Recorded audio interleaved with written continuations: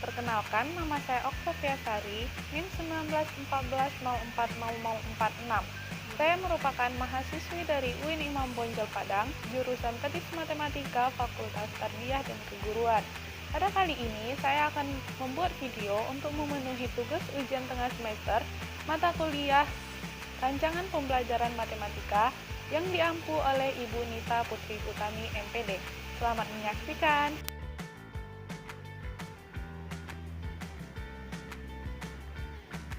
Baiklah, pokok bahasan yang akan saya bahas pada kali ini yaitu yang pertama, kalender akademik dan rincian minggu efektif. Yang kedua yaitu program tahunan dan program semester. Yang ketiga yaitu kriteria ketuntasan minimal. Dan yang terakhir yaitu kompetensi inti dan kompetensi dasar. Kita masuk ke pembahasan yang pertama, yaitu kalender akademik dan rincian minggu efektif. Pengertian kalender akademik. Kalender akademik atau kalender pendidikan adalah bentuk pengaturan waktu yang disusun untuk kegiatan siswa dalam satu tahun ajaran yang di dalamnya terdiri dari permulaan tahun pelajaran, minggu efektif dalam belajar, dan pembelajaran efektif dan libur. Sedangkan pengertian rincian minggu efektif yaitu minggu efektif belajar adalah jumlah minggu kegiatan pembelajaran untuk setiap tahun pelajaran pada setiap satuan pendidikan.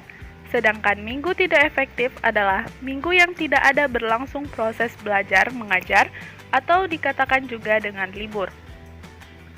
Contoh kalender akademik. Di sini saya mengambil contoh kalender akademik MAN 1 Indragiri Hilir tahun pelajaran 2021-2022. Dapat kita lihat pada bulan Juli tahun 2021. Pada tanggal 1 sampai tanggal 10 merupakan libur semester. Tanggal 12 merupakan hari pertama masuk sekolah. Tanggal 20 merupakan Hari Raya Idul Adha. Pada bulan Agustus, tanggal 10 merupakan Tahun Baru Islam dan tanggal 17 merupakan Hari Kemerdekaan. Pada bulan September, tanggal 13 sampai tanggal 16 merupakan Perkiraan Asesmen Nasional tingkat MA. Pada bulan Oktober, pada tanggal 19 merupakan Maulid Nabi Muhammad SAW. Pada bulan November, tanggal 29 sampai 30 merupakan rentang pelaksanaan PAS. Kemudian dilanjutkan pada tanggal 1 sampai 11 bulan Desember. Selanjutnya, tanggal 17 merupakan pengambilan lapor, tanggal 18 sampai tanggal 31 Desember merupakan liburan semester.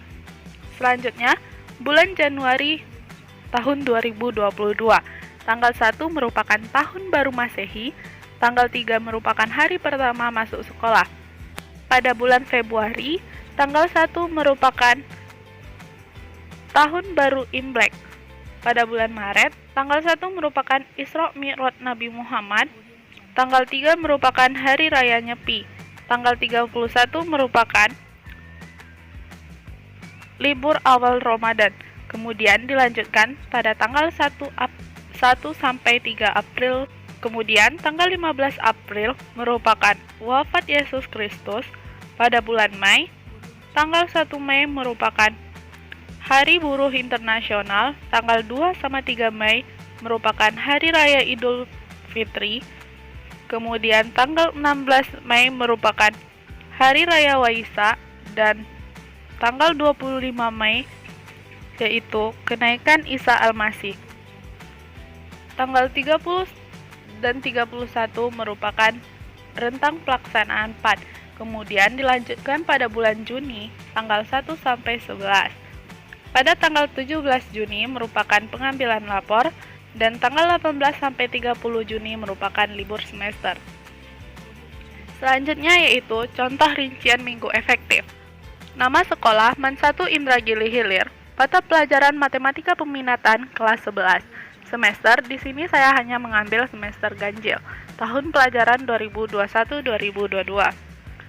Dapat dilihat pada kalender akademik sebelumnya, bulan Juli terdiri dari 4 minggu, yang terdiri dari 2 minggu efektif dan 2 minggu non-efektif.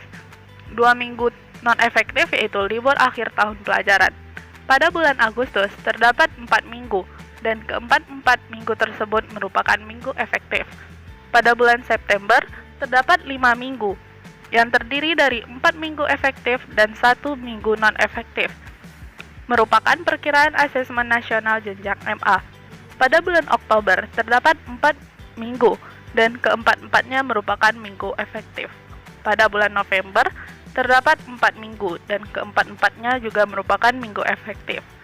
Pada bulan Desember terdapat 5 minggu, dan kelima-limanya merupakan minggu non-efektif, karena pada awal bulan merupakan rentang pelaksanaan PAS dan pada akhir bulan merupakan libur akhir semester. Maka, jumlah minggu pada semester ganjil yaitu 26 minggu yang terdiri dari 18 minggu efektif dan 8 minggu non-efektif. Kita masuk ke pembahasan yang kedua, yaitu program tahunan dan program semester.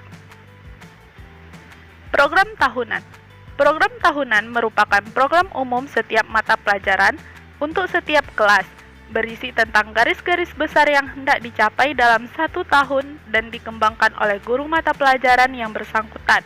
Program ini perlu dipersiapkan dan dikembangkan oleh guru sebelum tahun pelajaran dimulai, karena merupakan pedoman bagi pengembangan program-program berikutnya, yakni program semester, mingguan, dan harian, serta pembuatan silabus dan sistem penilaian. Komponen-komponen program tahunan meliputi identifikasi yang terdiri dari satuan pendidikan, mata pelajaran, tahun pelajaran, kemudian kompetensi inti, kompetensi dasar, dan alokasi waktu. Sedangkan program semester yaitu program pengajaran yang harus dicapai selama 1 semester. Selama periode ini diharapkan para siswa menguasai pengetahuan, sikap, dan keterampilan sebagai satu kesatuan utuh. Program semester adalah program yang berisikan garis-garis besar mengenai hal-hal yang hendak dilaksanakan dan dicapai dalam semester tersebut. Program semester merupakan penjabaran dari program tahunan. Penyusunan program semester berfungsi sebagai acuan menyusun satuan pelajaran, acuan kalender kegiatan belajar mengajar, dan untuk mencapai efisiensi dan efektivitas penggunaan waktu belajar yang tersedia. Contoh program tahunan. Mata pelajaran Matematika Peminatan, Satuan Pendidikan MAN 1 Indragiri Hilir kelas 11 semester ganjil tahun pelajaran 2021-2022. Di sini terdapat kompetensi inti, kompetensi dasar, dan alokasi waktu. Untuk semester 1 ada 3.1 menjelaskan dan menentukan penyelesaian persamaan trigonometri, dan 4.1 memodelkan dan menyelesaikan masalah yang berkaitan dengan persamaan trigonometri. Di sini memiliki alokasi waktu yaitu 32 jam pelajaran. Kemudian 3.2 membedakan penggunaan jumlah dan selisih sinus dan kosinus. 4.2 menyelesaikan masalah yang berkaitan dengan rumus jumlah dan selisih sinus dan kosinus. Di sini memiliki alokasi waktu yaitu 40 jam pelajaran. Selanjutnya yaitu contoh program semester. Nama sekolah MAN 1 Indragiri Hilir, mata pelajaran Matematika Peminatan kelas 11 semester ganjil. Di sini terdapat kompetensi dasar, indikator, materi, alokasi waktu, dan jumlah minggu. Yang pertama yaitu kompetensi dasar 3.1, menjelaskan dan menentukan penyelesaian persamaan trigonometri, dan 4.1 memodelkan dan menyelesaikan masalah yang berkaitan dengan persamaan trigonometri.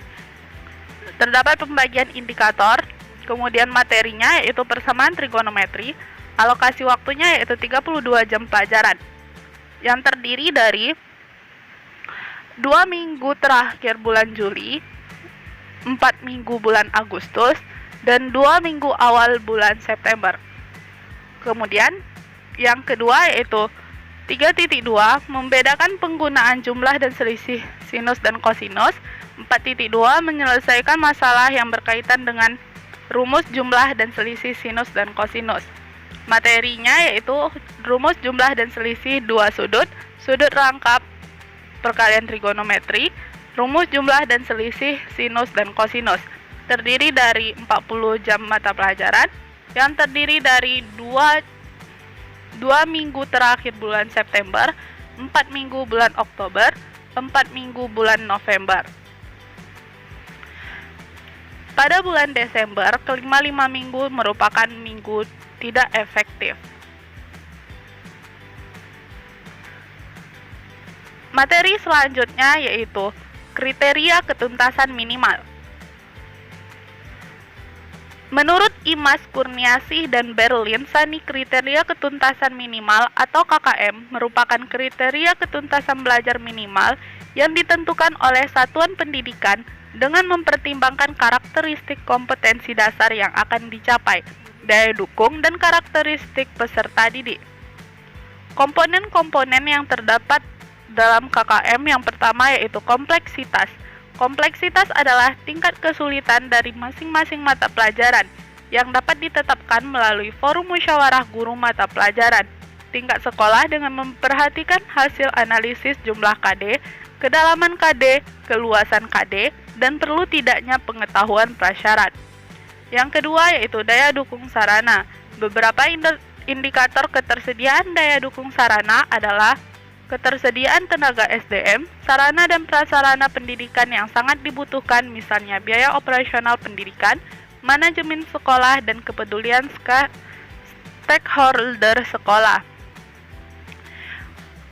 Kemudian yang ketiga yaitu indeks siswa, kemampuan rata-rata siswa. Contoh KKM. Penentuan kriteria ketuntasan minimal per KD dan indikator mata pelajaran matematika MAN 1 Indragiri Hilir.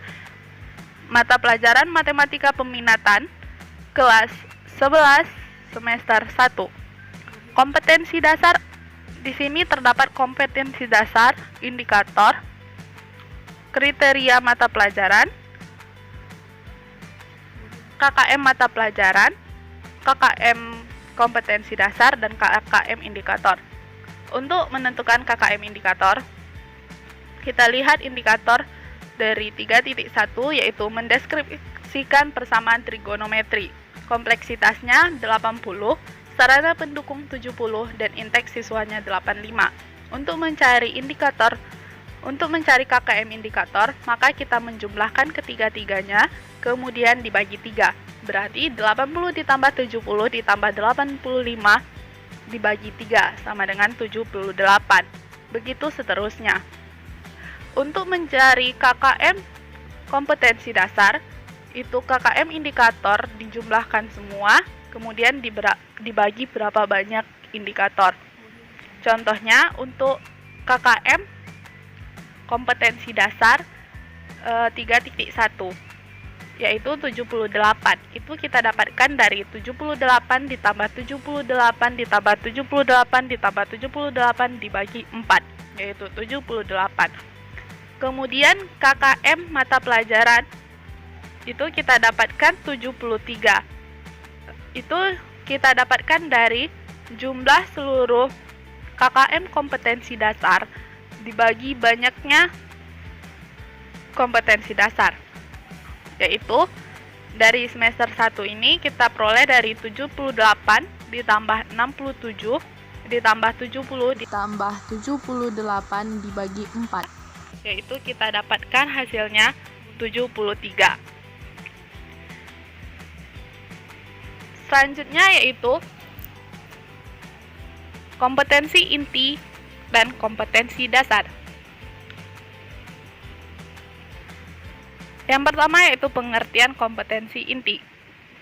Kompetensi inti adalah kompetensi utama yang diuraikan ke dalam beberapa aspek, yaitu aspek sikap, pengetahuan, dan keterampilan, dan harus dipelajari oleh peserta didik di setiap jenjang dan mata pelajaran. Kompetensi inti merupakan kemampuan yang ingin dicapai melalui kompetensi dasar. Pengertian kompetensi dasar. Kompetensi dasar adalah pengetahuan, keterampilan, dan sikap minimal yang harus dikuasai oleh peserta didik dalam penguasaan materi pelajaran yang diberikan dalam kelas pada jenjang pendidikan tertentu.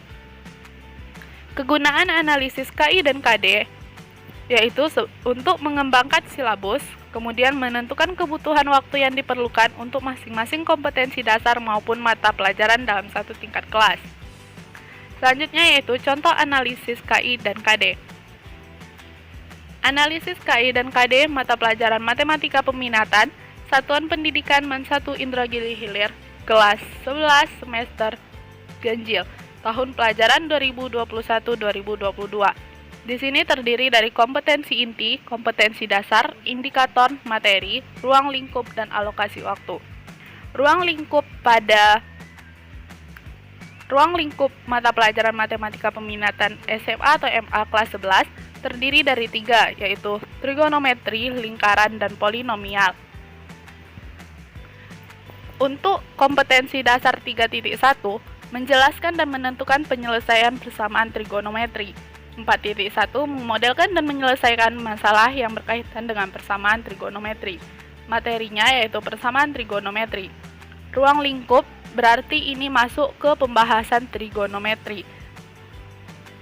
Alokasi waktunya yaitu 32. Selanjutnya, 3.2 membedakan penggunaan jumlah dan selisih sinus dan kosinus. 4.2 menyelesaikan masalah yang berkaitan dengan rumus jumlah dan selisih sinus dan kosinus. Materinya, rumus jumlah dan selisih dua sudut, sudut rangkap perkalian trigonometri, rumus jumlah dan selisih sinus dan kosinus. Di sini ruang lingkupnya juga masih trigonometri. Dan alokasi waktunya 40 jam pelajaran. Untuk ruang lingkup, lingkaran, dan polinomial itu terdapat pada semester 2. Baiklah, sekian yang dapat saya sampaikan. Lebih dan kurangnya saya mohon maaf. Jangan lupa like, comment, and share. Thank you for watching. Assalamualaikum warahmatullahi wabarakatuh.